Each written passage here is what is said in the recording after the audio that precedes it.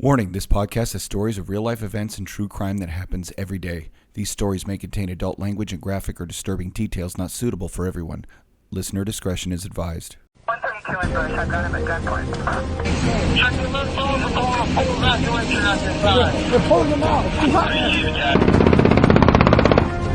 911. Advise ready for camp. God! Welcome to another episode of War Stories. I'm Tom. And I'm Chuck. And we are back for another great story this week. Chuck, how do you think it went with the debrief with Marco? I think it went really well. We've gotten some pretty good feedback already via Instagram, and people are already asking us to do the next one and sending us videos, which I thought was funny. So that was pretty cool. And we got some good videos. But yeah, I thought it went really well. And I think it engaged listeners to a different perspective, because we only have that law enforcement perspective. Right. And we don't really have the civilian mindset anymore, especially not after doing this for over a decade, so we have, it's good. It's a good refresher to have that come in, and then they ask us questions and we're able to answer them on the spot instead of us saying our 2 cents and then people having questions and not really getting answered. At least we can kind of try to nip that in the bud right off the bat. Yes, I thought it went well. Well, if you guys think it went well and you like it, then let us know. But speaking of fellow blue suiters, having fellow blue suiters on the show, our guest this week is a fellow blue suitor. Am I correct? Former blue suitor. Yeah. Well, me too. Yeah. and Chuck probably soon to be as well. Just waiting on the clock to expire. Welcome. What should we call you? You can just call me Mike. Mike. That's okay. Fine. Yep. Normally I'll ask that before we start, but I realized that you might have a nickname that you want to go by. Anyway, so Mike, you are former law enforcement, retired law enforcement. Let's start there. How do you describe yourself to people? I'm an expert. Well, former law enforcement officer, former LAPD officer, 14 and a half years when I was terminated. And I was terminated because of the LA City's vaccine mandate, 187. So, I'm just a dad at this point. Right. So let's go back then and talk about, as we like to do with our guests before we get into, because this is obviously why Chuck brought Mike on, is to discuss some of the real world stuff that's happening to our brother and sister officers out there in modern policing since COVID and beyond. Let's start with how you got into, you said 14 and a half years. Yeah. So how did you end up getting into law enforcement to begin with? We like to ask our guests that. No, it's something that I always wanted to be. I'm a transplant from Boston. So I grew up in a city just outside of Boston, and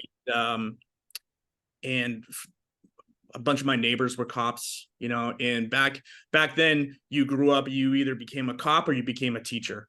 And so I went the cop route. What about a firefighter? Actually, I did try to be a firefighter after 9/11. Oh, you said it wrong.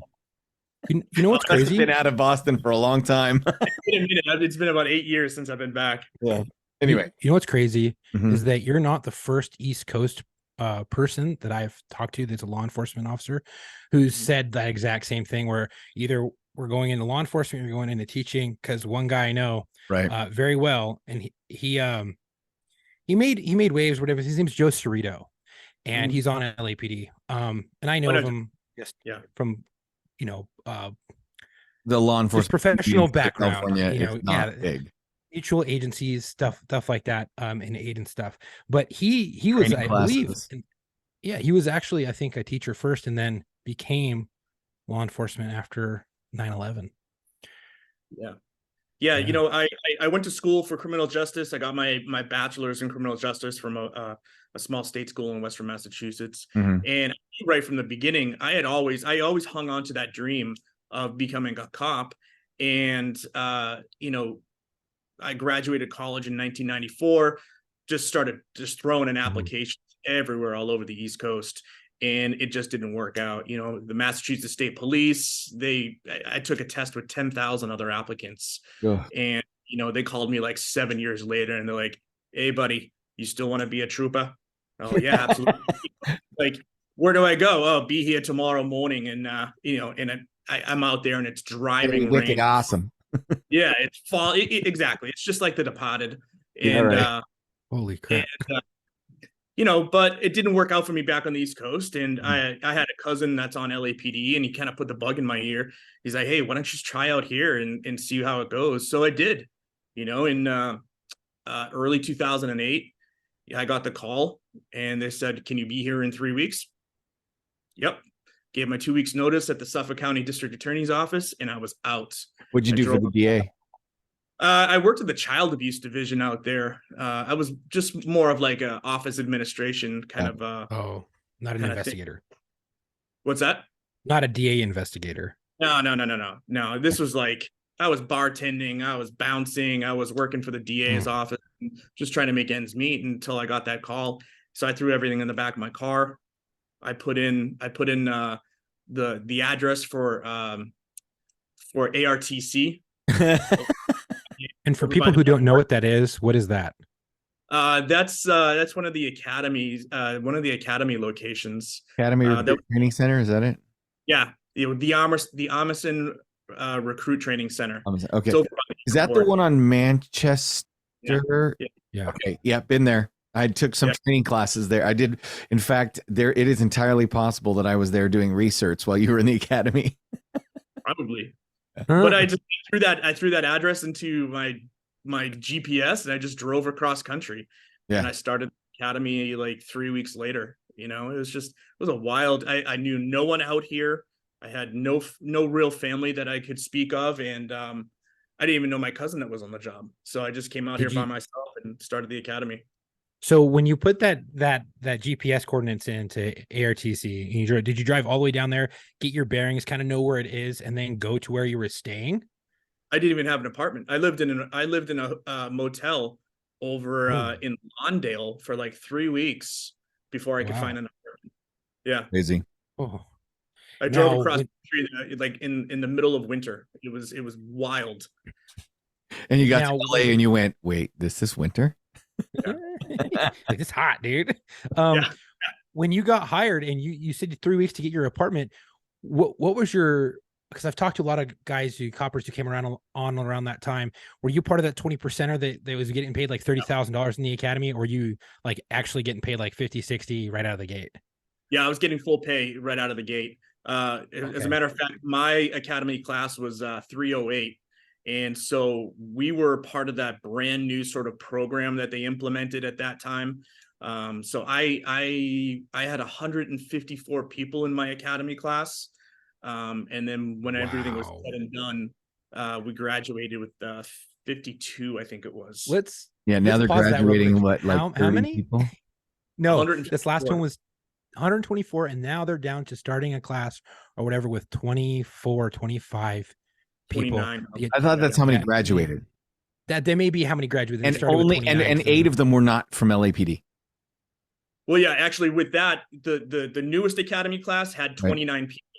The last academy class that came out last week or a week and a half ago graduated 29. But yeah, I think only 19 were LAPD. Yeah, the rest were and where else. It's strange how they can't hire people to work there. Yeah, it's the lowest. They're below 9. Yes, in generations they were saying, you know, since near Reardon. I was gonna say, probably since the late 80s, early 90s. The early 90s. This is the first time in a very long time that they're under 9,000 officers. They've always boasted we have 10,000 officers, right? Which was really like 9,000, 9,600. Yeah, like 9,800, 9,900, whatever. And then they got close to it once. It was like 9,800, almost 9,900. And then now they're below. They're like 8,900 below or some 9,000 shit for the first time in decades. Yeah, you know, it's like which is the smart time to start, firing people. But hey, what do I know? Yeah, myself and 7 other people have something to say about that. Yeah. But it's really bad because here we are, we're saddled with a mayor that is a admitted communist. She wanted to implement this kind of stuff. She wants to take away qualified immunity. It started when she was in Congress with her whole failed George Floyd Act, but now we're seeing this thing moving into fruition with these 24 metrics that she forced Chief Michael Moore to adhere to so that he could get his new contract so that he can retire in 2 years with a chief's pension.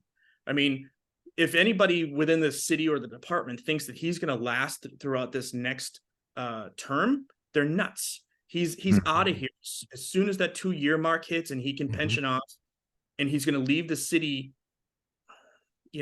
for better or for worse, pension city for the World Cup and for the Olympics, and it's going to be in total disarray. It's going to be in total disarray. This community-minded policing, or whatever she's calling it now, is just an absolute. It's horrific, and you see the results in like Memphis, Tennessee. You see the results in Minneapolis, Minnesota, where they lower the hiring standards purposely to those people to come in that normally would not be able to qualify to be a police officer. Well, and then Moore is going to be getting a double pension because he already had his pension prior. He's got and he refused to give it up once he was brought into as the chief.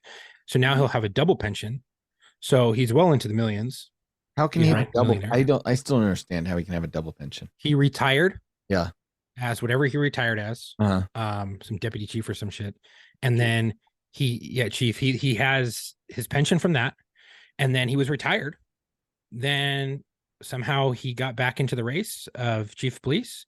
And they asked him, hey, will you give up your pension to come back? And he goes, no, if you're going to hire me, you're going to hire me with my pension. I'm not losing it. Right. And then they hired him, let him keep his pension. People were up in arms about that. And then now he's going to have his chief's pension on top of that.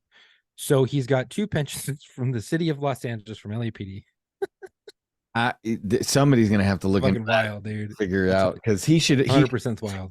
He can get that chief's pension, but he needs to give up his freaking deputy chief's pension. Well, in order to, I think in order to become chief, you have to retire or resign from the actual department before you can be sworn in as. So that's where that I didn't know that. Is that because it's now a political appointment, and so they make it a different job classification, and that now you're because of the civil service protections, right? Because that's so now here's a little bit of inside baseball, ladies and gentlemen. Chiefs of police by design weren't supposed to be political appointments. What happened in the 10s and 20s and throughout history, anytime the head of law enforcement is a political appointment, they are subject to political pressures. This is how you get things like friends of the department badges handed out to important political people. And this is all stuff that LAPD has done historically. Now we're talking 100 years ago. Anyway, my point being, LAPD tried to do away with that when they gave their chief civil service protection. Their chief was a member of their police department. He was the highest ranking member of their police department, but he enjoyed all of the protections any officer of that department had as far as keeping his job, which effectively meant as long as he didn't screw up too bad and get fired, he could be the chief for life. The city said no. They decided to go to this 2-term system after Daryl Gates because, I have fond memories of Uncle Daryl, but a lot of people, there's a negative connotation with Daryl Gates, probably the second or in fact most beloved chief in LAPD history. So now you have a chief that's a political appointee, serves terms, right? And is subject to the political pressures that caused chiefs in the past to hand out favors. That's where we're at. We've gone full circle where we decided, no, we want a chief to be subject to political pressures. So now we just have to wait till the chief of police becomes so corrupt that the public says, no, the chief has to be free of political pressures. Jeez Louise, what a shit show. it's an absolute shit show, because you're also seeing that same sort of quote unquote corruptions within the LA Police Commission too.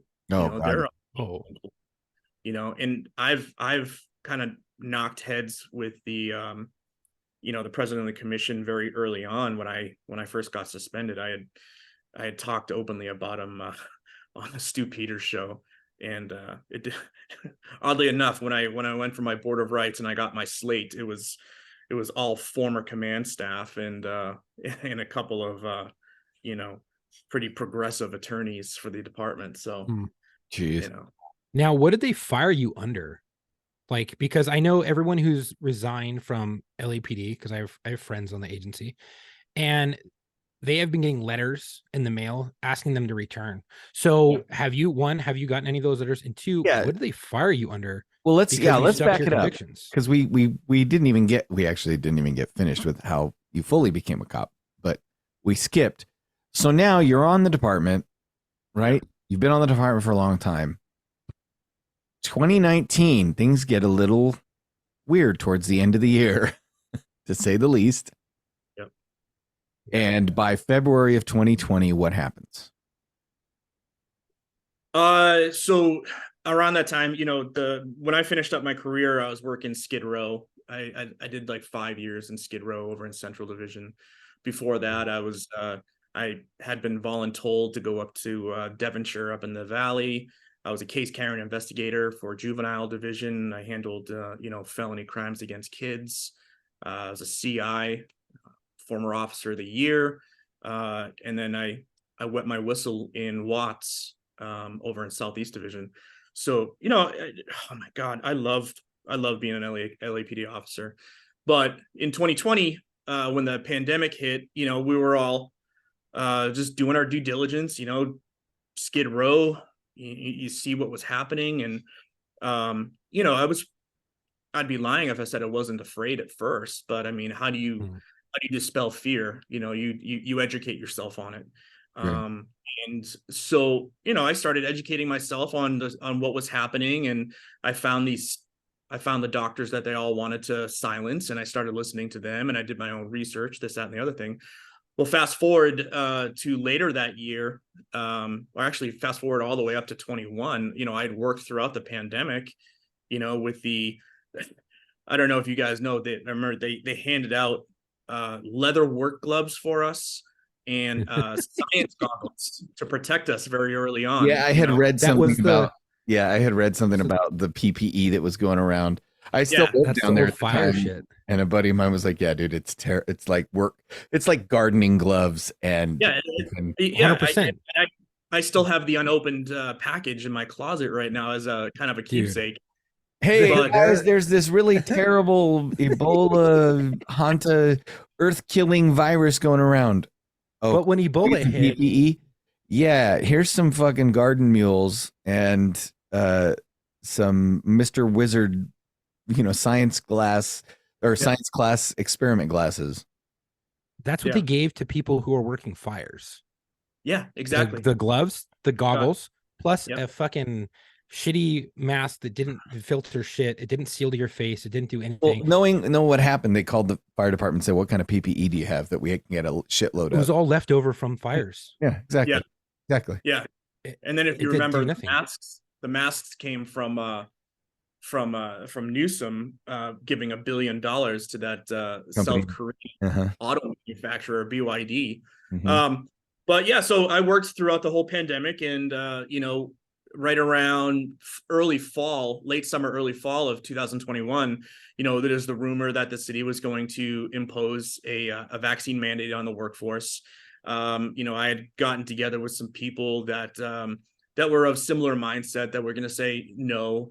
Met with this attorney that was just not going to represent who I was and how I felt, because at that point I knew exactly that I wasn't going to cooperate and I wasn't going to participate in this. I had been getting complaints from the citizens about, because I refused to mask. I was getting screamed at by my lieutenant and things like that, and I just said no. And so after this meeting with this attorney, I was like, this guy is not he and I are not on the same page.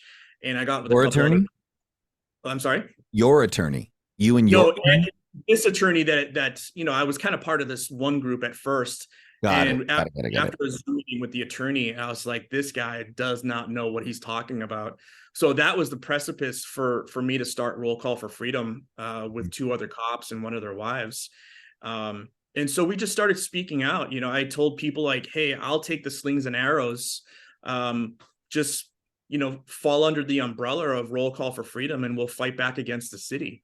And, we wanted to join with firefighters. We wanted to join with the other unions, but nobody else was speaking up. I mean, obviously the firefighters, they've done a great job, and they've got great marketing. Everybody loves a firefighter. Right. And so they've done a great job to bring awareness around to it. But so I started Roll Call for Freedom, and right around August of 21, I got brought into my captain's office, and they said, hey, by the way, you got doxxed by Antifa. Are you sure you're doing the right thing? You're going to throw your career away over this. And I said, fuck yeah, absolutely. I'm doing the right thing. And then November 3rd of that year, I got brought into the captain's office again. Hey, have you changed your mind? Have you decided to get vaccinated? And I said, no. And so I got presented with a 48-hour notice. I think I was one of the first ones to get presented with it. And in my notice, they said, it's either you agree to let us deduct $600 a month from your paycheck to pay for PCR testing, which at the time when I was sitting in that office, I knew very well that the PCR test had lost its EUA status. And I was like, there's no way in hell I'm going to let you take $600 out of my paycheck. And so I very largely, I wrote, I refuse to acquiesce to these mandates. Right. And later I turned in my gun, my badge, and had my police power suspended. And, I spoke at this giant rally in downtown LA on November 8th. And at that rally, 2020.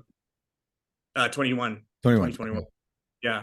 I was being surveilled. That's right. That would be the vaccine time. Because the riots in 2020, they weren't fucking with officers during the riots. It was after the riots that happened. Yeah. That's when they really started messing with us. Yeah. I mean, and I was doing like 16-hour days, 14 days in a row during the civil unrest. And yeah, they didn't mess with us at all. Mostly peaceful protests. Right. But so, I was being surveilled and all this other stuff. And they brought me into the captain's office later on, serving with us surveillance. And wait a minute. Hold on. Yeah. Let's rewind that. Surveillance for what? They were taking photographs of me while I was giving the speech on a regular day off. My captain and his adjutant. But you'd already been relieved. Yes. So you no longer work there. Well, I was technically suspended, or I was assigned to home. So you were on unpaid administrative leave. Paid up until once you get suspended, you still get paid for 30 days. And then it's kind of a weird process. Okay. But regardless, you're technically still an employee. You're just in the process of them getting rid of you because they have to go through their steps. Correct. Okay. So they were supposed to, you're supposed to have your Skelly hearing, right? And present you with the evidence that they have on you. And my Skelly package was like 2 pages, and it was 2 pages of just bullshit of he refused to sign. This is the order, and we're recommending his termination. So on the 9th of November of 2021, I was given my Skelly, and then the chief of police signed my recommendation for termination the very next morning. So I went on trial on December 6th. I did my board of rights was 7 months long. Are you shitting me? Holy shit, 7 months? Okay, so let's back up. How long does a board of rights on a typical employee termination last? 3 days. Yeah. Sometimes 3 days. Yeah. That's long. Yeah. I mean, my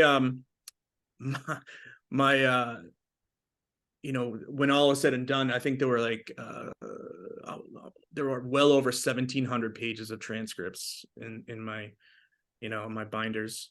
Now, I mean, it's not every day, all day, 5 days a week for 7 months. No, but No, it was what did we have? We had like 7 or 8 days, and it was just spread out. Classic Long friggin' time. sort of LAPD tactics. Let's bleed him dry. Let's make him sweat. Hopefully he resigns. But it was too important to me. It was too important to do. And I really wanted to show people that I made a promise to them that I would stick this out, and that's what I did. An oath isn't something that I take very lightly. Right. Right. Well, and at that point, because you had already started your foundation or your group, you had to back it up. You had made a commitment to a lot of people, and they were expecting you to stand up for what they had signed on for. And I get it, man. Like that's important. It's not bravery if there's not something to lose, right? Right. My growth really started when I realized that I didn't have to experience life the way that I'd been told to. Right. We're all as police officers, we should all be critical thinkers, right? We're naturally investigators. We're naturally detectives, and it's our job to ask questions. If we're taking somebody to jail, we better have a damn good reason. We better have the reasonable suspicion formed and all that other stuff. So it really bothered me when a lot of these guys just said, I don't want to lose my job over it. It breaks my heart. And I don't hold anybody. I have no ill will towards anyone. Right. It's like, for me, it comes down to personal choice. It's an understandable decision, but a regrettable one. Yeah. If we had all just said no, if we all just stood up in unison and said no, I think we would be in a different position today. But you know what? You had people that were afraid. You literally I'm sure there were actual members of the Los Angeles Police Department who were glad when the vaccine came out, glad it was coming, glad they were getting the shot. Like, they had spent all their time working on the street, terrified they were going to get it, like all that stuff. Just because you put on the uniform and the badge and the gun doesn't mean you're all in the same mindset. Now, the percentage of police officers that were like, fuck this stupid shit over civilians is probably higher because, like you said, we are taught from day one. And part of our nature is to question things. That's why we became cops in the first place. Yeah, and they teach you that in college too. Right. No, not anymore, buddy. No. Well, when I was in college, they taught you had a whole class on critical thinking and said question everything. Yeah, they used to. Now they teach, well, they used to teach classes on critical thinking, and then when you critically thought, they just told you politely why you were wrong. Now they got rid of the tell you politely why you're wrong, and they just tell you you're wrong. Yeah. But that's the way the policing is moving these days anyway. Right. You're getting these kids. You guys know when we became cops, what did they preach? Something called the warrior mindset. You're right. Right. And you either have it or you don't, and you can't teach it. But all of these kids that are coming up now are soft. And I'm not saying they're soft, but in their convictions, they're soft. And they're just looking at this job as something to do and get paid every 2 weeks, so they can go drinking down in Long Beach, or if they can pay for their 2018 Ford Mustang. It's just like these guys aren't questioning anything any longer, and they never wanted to be cops in the first place. So those of us, no, they wanted to be action figures. Well, yeah, I'll never forget towards the end of my career, standing up, sitting I think by that time I was 4 or 5 rows back in the roll call room. But these kids that would come in are 26, 27 years old. And when they do their 1 minute, 1 second, it was, well, sir, I used to be a cake decorator at Walmart. And it's like, what? That's the kind of people we're encouraging now. Right. And, to be a barista, fucking all this craziness. Right. Yeah. And then when you ask them, are you prepared to kill someone? Right. And they're like, no. You're like, the fuck? What are you doing here? Because you have to be prepared to take a life, to defend your own life, to defend the citizen's life, to defend your partner's life. Yeah. And you're not willing to take a life? But how many of these cats had been in a fist fight before? You're like, this is just getting back to less than 10%. masculinity. Right. You know, when I came on in 2008, of 154 people in my class, when they asked that question, how many of you have been punched in the face? I think there was only 6 of us that maybe raised their hands, and they were all like ex-Marines, Right. you know? And it's just like, Once a Marine, always a Marine, never X. Don't take us down that rabbit hole once again. Yeah. I will So not. you get through your hearing, Yeah. and 7 months later, they term you. You know, going into that very last day, it was July 1st of 22. I was convinced I had 2 of the 3 board members on my side. And, you know, they go into, you rest and they go into their deliberations, and it was like 10 minutes. They came out, and there was this one gentleman who was a public defender. And I took a risk with him. I said, does he hate me, or does he hate the department enough to give me, you know, a fair shake? Right. And this guy had his statement. Oh, he had it clean and polished, you know, basically telling me that that I endangered the lives of every Angelino and every partner and officer and person I came into contact with. So he had his mind made up. Oh yeah, from day one. And they told me that, you know, to have this job is special, and you know, I didn't deserve to have it. So they terminated me on July 1st of 22. And so what happened after that? I mean, how were you able to get a job in the meantime? And, you know, like throughout this whole thing happening, and, you know, and have they changed their mindset now and asked you to return? Well, to answer your first part, I have been unemployed for 21 months. I've been unemployed since November 3rd of 2021. You know, I had to sort of bite the bullet and swallow my pride, and I tried to apply for unemployment assistance.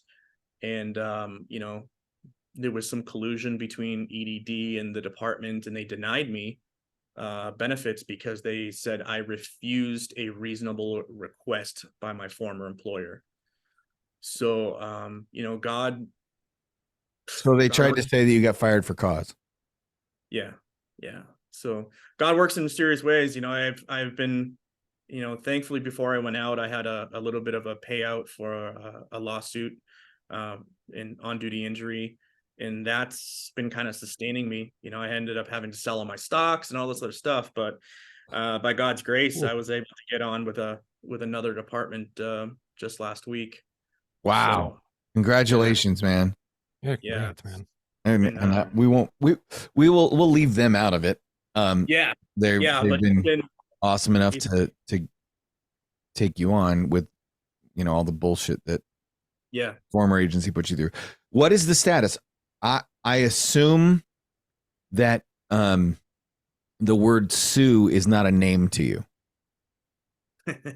Well, it's hard, you know. It's so those of us that were terminated, you know, we went to our union, the Police Protective League, after our verdicts, and we said, you know, we were still members in good standing at the time, and we had to appear before the league and basically beg them to help us fund our writs to go to court later on, you know. And every single one of us were denied by the league. They said they did this, and you know, a unanimous decision. They denied all of us funding for our writs, so we all had to self-fund our writs. 5 of us have self-funded our writs. Since then, former LAFD Battalion Chief RJ Kilpatrick has had his. He was the first fire department employee to be terminated. He had his writ.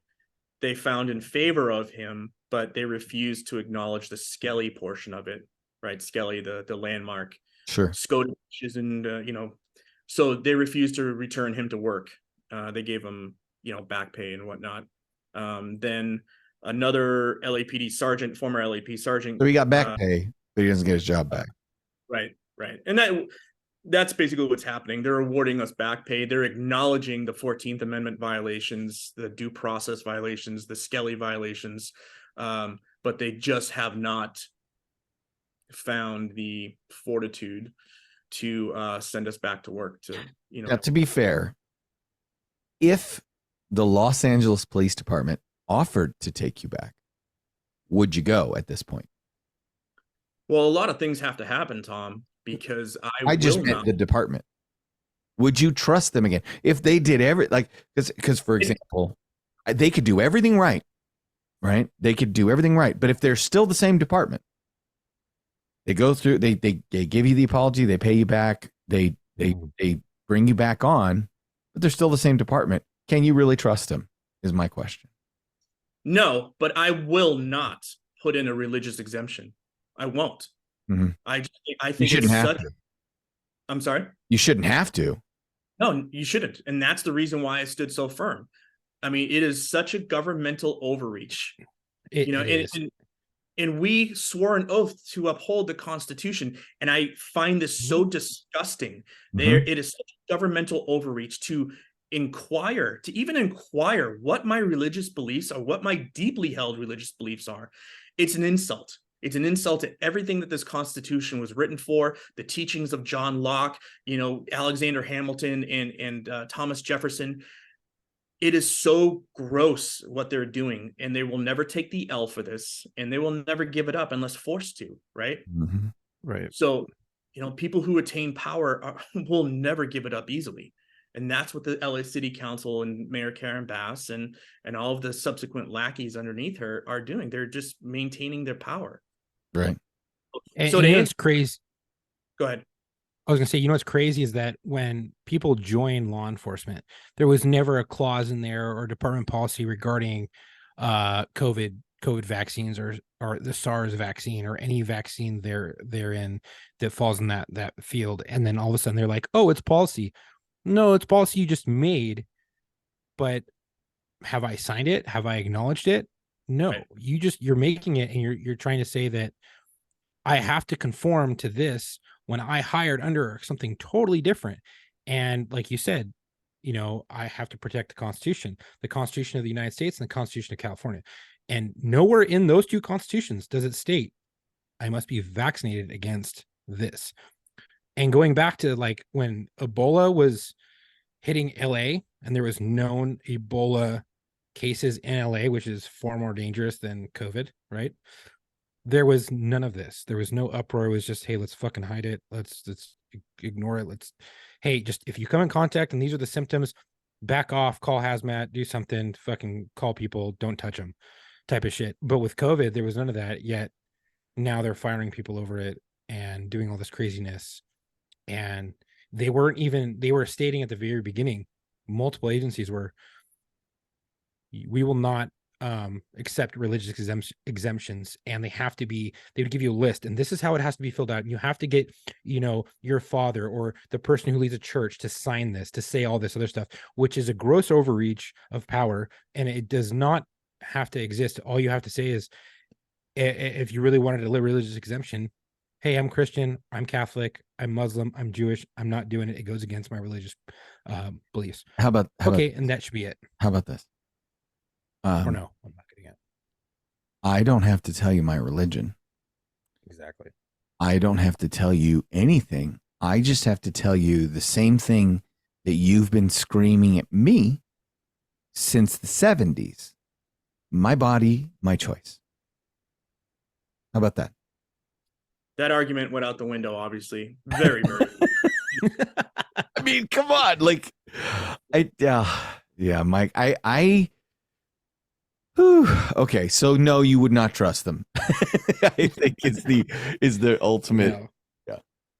Yeah. And Tom, it hurts me so much because I was this close away from retirement or being able to retire. Right. I'm a 47-year-old man that now has to restart his career, right? Because I lost my pension. I lost I now owe like $14,000 to the LAPD Relief Association because they covered me for my medical insurance while I was on trial. Right. So I owe that money now. I owe everybody, I basically have to steal from Peter to pay Paul these days. So what's going on with the court cases where they're recognizing that the mandates were unlawful and they're giving people their jobs back and things like that? Is that going to help you, do you think? I mean, you tell me where you're at, because obviously you're going to go after them and whether you can, I mean, whether you can sue them or not, or I don't know. I would think there's a world where you could sue them and say the damages are I could have retired and had a pension, but now I have to go back to work and I lost all my pension. So I'm not only going to sue you for back pay, I'm going to sue you for damages for the amount of money I would have made had I been able to retire with you guys with a pension. You know, that's something that's on my brain, and I've been thinking about it a lot lately. But I'll be honest with you, what's on my mind right now is, and again, I have no dog in this fight any longer. I'm a terminated LAPD employee, but through my foundation, the most important thing for me is still fighting for the rights of every single LA city employee, inclusive of LAPD, LA Fire, because they are still subject to this vaccine mandate. It is still in effect. Every new employee that comes on this job has to get the vaccine. You're joking. Really? Or submit a religious exemption. Ordinance 187-134 is a moot mandate because there's no verbiage in there that says, you know, the first series of shots and everything that comes after it, right? You can't even get the monovariant shots any longer. There's no verbiage that says or whatever comes subsequently after. So therefore, if you can't get the shots for what this mandate was written for, it has to be either renegotiated or sunset, right? And that's what I'm fighting for. I'm going to the LA City Council. Impossible to comply. It's impossible. Yeah. Right. Yeah. And mind you, every single LAPD employee that's out there right now, or every single city employee is out of policy because they either got the first series or the J&J one shot. Well, the CDC and Anthony Fauci kept pushing those goalposts back, right? Well, now fully vaccinated is going to be a booster or two boosters. Right. But the department never did that because the only thing that the city was really cared about was the $1.3 billion that they got from the government through the PPP Act. Relief fund, yeah.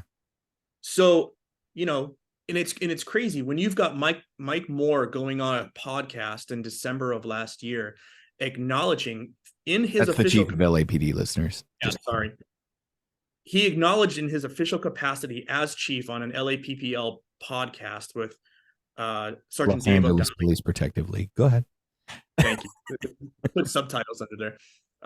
But he acknowledged the fact that the vaccines were not stopping transmissibility, right? Nope. So, yeah, whoops, right? So where is that now, right? Where is that? We need people to start speaking up and speaking out over that because, you know, the shameful thing is whatever is coming next, right? Like this disease X that they're prepping a vaccine for over in the United Kingdom. Right X, now. What's that? Yeah, they don't even know what it is yet, but they're prepping a vaccine for it. So you could be subject to either the vaccine against Christianity. Is this the new COVID? Like they're getting ready to release with China or what? They're the collusion with China or what? Probably. Well, wait, we won't get into that's the locker room podcast. Yeah, dude. I mean, that's great. This mandate is still in effect. So all of these city employees who are operating under the religious exemption are now subject to, if the department says you've got to get this combo flu COVID shot, you've got to get monkeypox, you've got to get the RSV vaccine. Oh, okay. So ready for disease X? Disease X is a generic term they're using to refer to this new vaccine studying center that they established in the UK so that they can pre-research vaccines and hopefully do the thing that's going to put them light years ahead for disease X being the unknown. Right. Okay. That makes sense. All right, go ahead.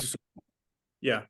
So anyway, I'm just saying, it's still so important to fight against this mandate because 50,000 LA City employees and everybody that comes on after are subject to whatever the city wants to do to you because they have this magical 8-page packet that you signed your name to and said, I agree to abide by, by this mandate. So I'm just worried about I'm worried about what it could become, and I'm worried that more people aren't upset about it. Yeah. Quite honestly, and I don't say this with any exaggeration, it breaks my heart every single day to think about, this kind of thing, because no one should be working under these conditions, where you have the carrot and the stick, and they're just using. And the stick on it. lawsuits are just piling up. There was the hospital employees or whatever. They won like $11 million or over $11 million between them. The lawsuits are just piling up. That's a tough one. And I'll say this too, because when I got into police work, people who have listened to this show long enough know that there was a hot minute where I was in the background process with LAPD, and I moved on and declined their requests. But prior to that, I had talked to my dad, who had worked for LAPD, about becoming a cop, and he had said, "Hey, son, cool, be a cop, awesome, I'll help you, just anywhere but LA." And it kind of bummed me out, right? Because I had grown up like admiring, living in the city of Los Angeles, admiring, my dad and his friends and the men and women of the LAPD and the badge and the uniform and the history. And he told me, he said, "It's just not the same department. It's not the same. Move on." What year? This would have been 2001. Mm-hmm. Wow. And that was still like, He said, a decent "Son, year. don't go there." Right. 5 years later, I'm in backgrounds and I'm a lateral candidate who's treated so terribly by the guys in SID at Parker Center during the background investigation that I tell the guy, "You know what? I'm leaving, and you can turn in whatever report you want."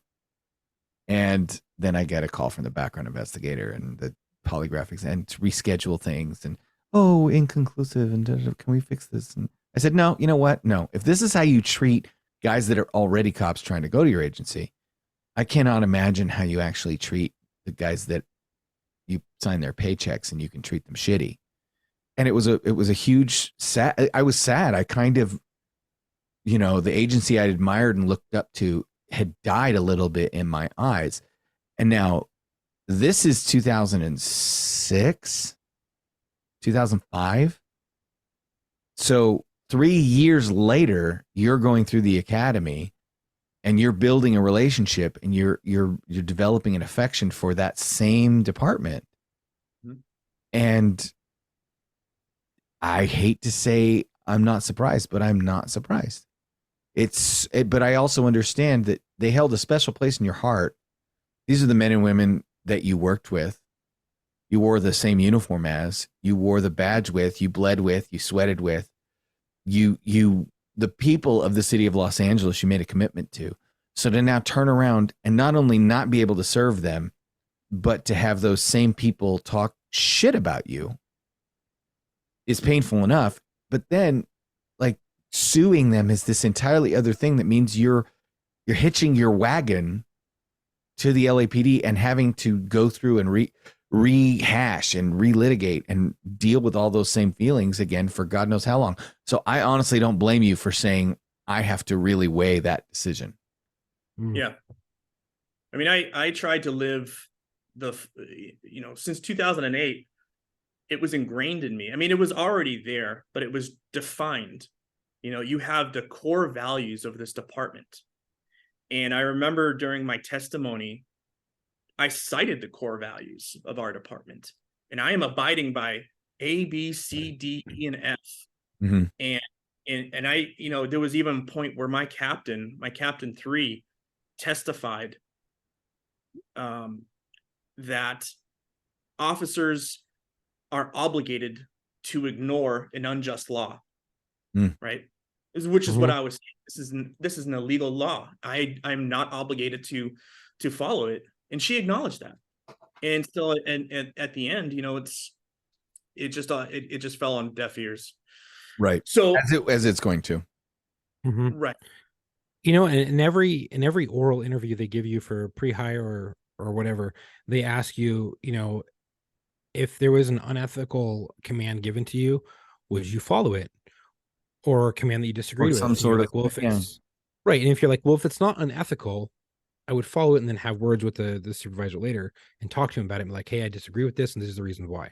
If it's unethical, you're like, no, I'm not doing that. It's not right, it's not ethical, yada yada, whatever, and you don't have to do it. Yet this is the same. This is in real life, right? This isn't just some fucking question they're asking you on a pre-hire interview, right? This is actual real life. And then when you stick to those guns and you're like, this is completely 100% unethical. I'm not going to follow. I'm not going to conform to this. I didn't sign any papers saying I had to. Yet now Yeah. you give me the shit end of the stick and demonize me for doing exactly what I was supposed to do during my oral interview, the correct answer, and I'm doing it, and yet Right. you're demonizing me for it. It's crazy. FO. Yeah, I'm not even going to get into the fact that some of the things that some of our league directors said to me. You know, it's just it makes me so mad even thinking about it still. But I wouldn't change any decision that I've made in the I last wouldn't 3 either. years. I think you're right. You can take all of this away from me. You can take my badge. You can take you know, take my police powers, take my career. But what you can't take from me are my principles, my morals, right? Who I am as a man, who I am as a father. Because that was one of the most important things, is that in these trying times, this uncharted waters, I have a boy who's 8 and 9 years old. And, you know, it was so important for me to set the good example so that when they look back on this crazy time in 10 years, well, Dad, what happened back then? They have so much information of what I did, and everything that I did was for them, not only for them, but for their kids, for your kids, for our grandkids, for everyone else's kids, because you have to stand up to tyranny. Mhm. And Right. that's what it comes down to. You know, that's why I ran for the state assembly. That's why I continue to go speak in front of the city council, because it only takes one brave man to set the standard, right? When a brave man stands, it strengthens the spines of others. Mhm. Abide by that. Well, I could say this, and this is, I think, a pretty good place to kind of fly full circle to, is my old man who came on the job in 1971 and started the academy in 1971 and discouraged me from coming out of the department because it wasn't the grand old lady that he used to be. I think my old man would be proud of you, because the advice that he gave me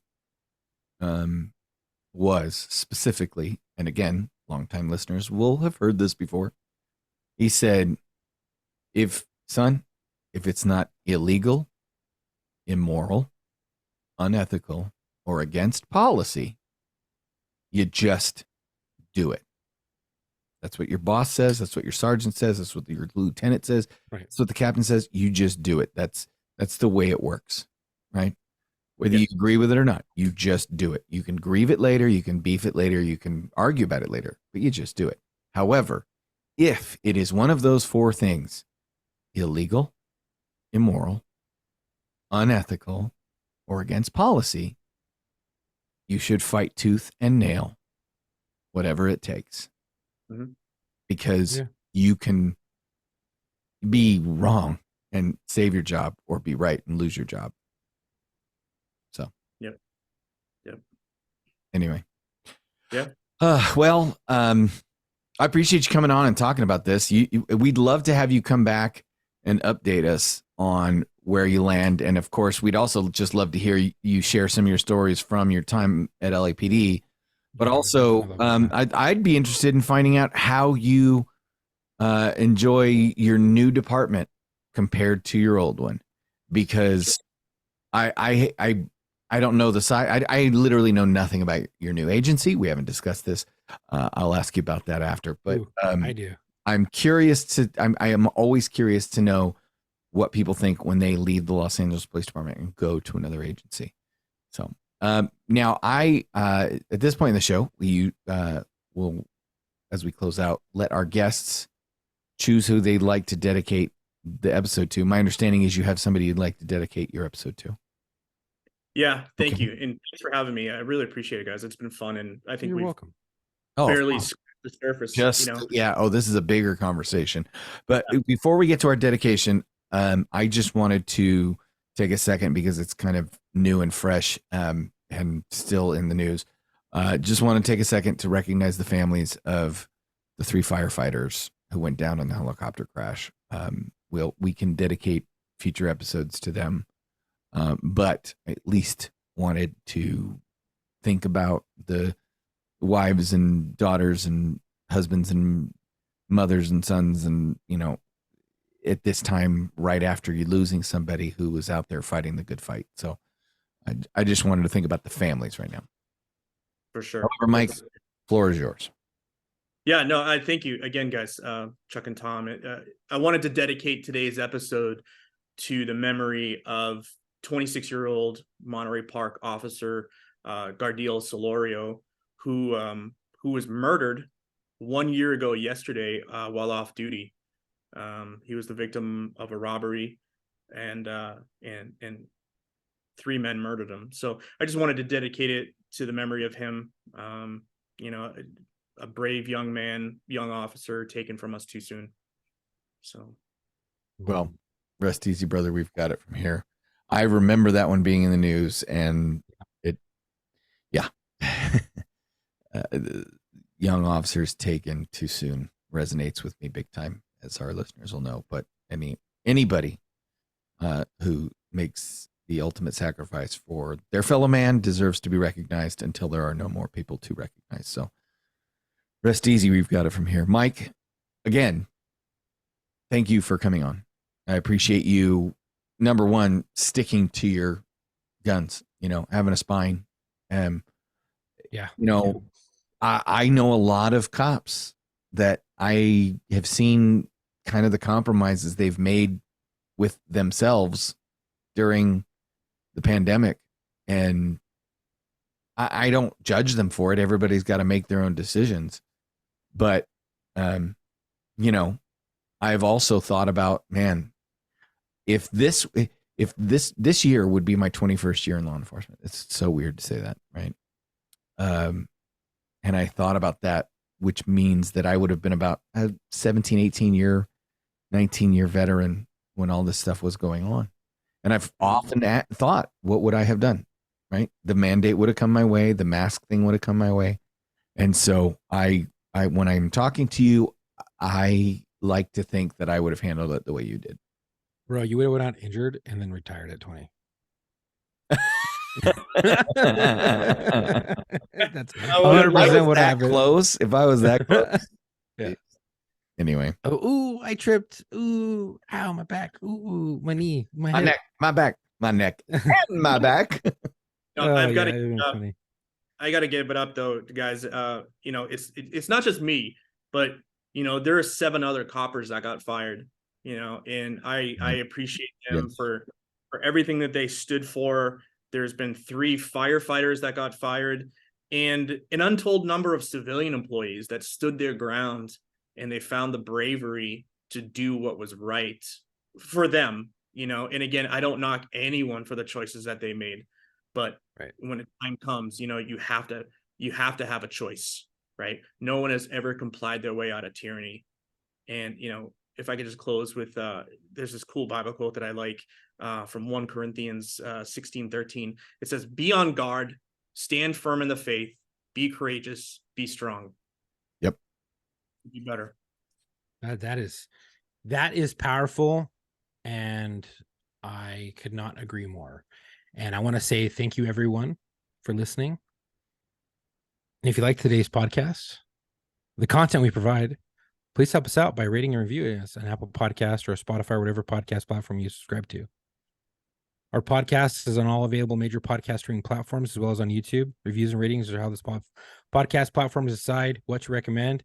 So your reviews really help us grow the show. Also, please give us a follow on Instagram at war_stories official, and our Facebook at War Stories Podcast. Sorry, that's a mouthful. If you already follow us, please like and share our posts. If you click the link in our bio on Instagram and Facebook, you'll be able to reach all of our social media sites and our website. And another way to support us is by visiting our website at www.warstoriesofficial.com and grab some of our merch. We have shirts, patches, stickers, will be hoodies available.